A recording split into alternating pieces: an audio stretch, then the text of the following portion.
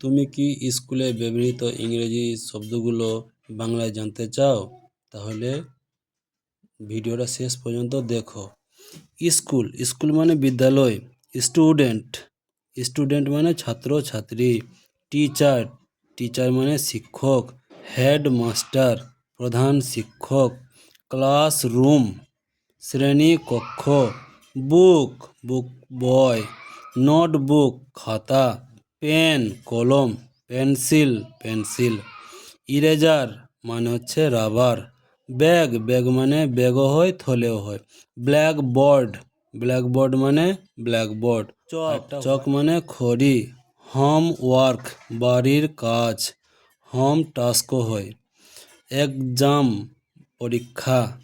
Result ফলাফল। Library মানে library. Playground খেলার মাঠ। প্লেগ্রাউন্ড। বেঞ্চ মানে বেঞ্চ।